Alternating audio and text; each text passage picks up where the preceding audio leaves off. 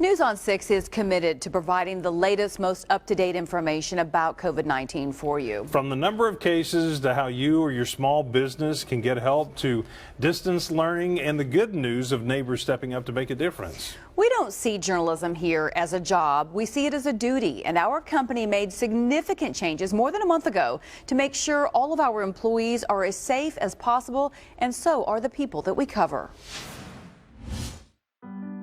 At News on 6, we're still doing business, but it's not business as usual. We're still informing citizens, our newscasts are still on time, our crews are still telling stories, but it doesn't look the same, on air or behind the scenes. The first thing we did was limit our exposure to each other. Our reporters and photographers no longer come into the building, so we can best protect them and the people they interview. They have become even more innovative and creative in how they gather the news. They shoot interviews from home with their phones and cameras or use Skype or FaceTime. And for in-person interviews, they use mic stands or long poles to hold the microphones so nobody has to get close. And they work out of their cars to edit their stories, or they find a quiet place far away from people. And they are cleaning their gear.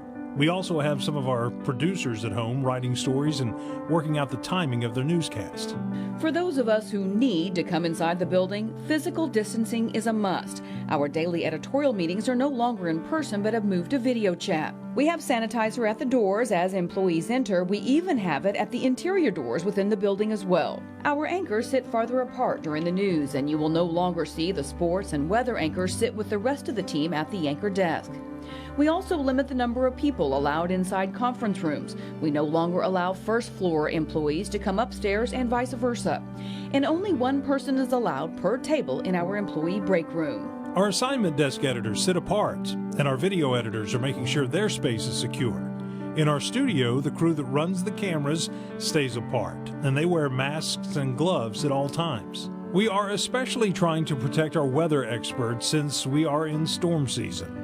Everyone has been instructed not to go to the weather area, so our meteorologists can be ready to go when storms strike. On any given day, our newsroom has 40 or more people in it, and it's a busy, bustling place.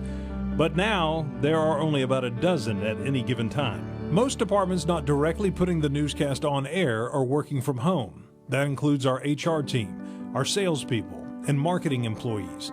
Even the owner of our company is leading by example and working from home and meeting with his executive team in new ways. The folks who work in master control have the critical job of keeping us on the air, so a sign is now posted on their door warning all who enter that gloves and masks are required.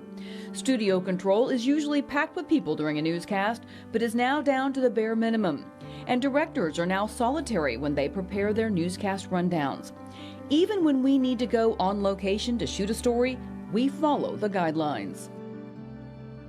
And we're going to keep up our safety measures in place as long as we need to keep our coworkers safe and so we can continue to provide the latest information. But of course, like everybody else, we are looking forward to the day when things can get back to normal. We also want to say a quick thank you to Tyson, who sent us this letter recently thanking us for always getting the news on the air and telling us to stay safe. Thank you so much, Tyson, for that. That means a lot for us to get that. It sure does. Yep. Well,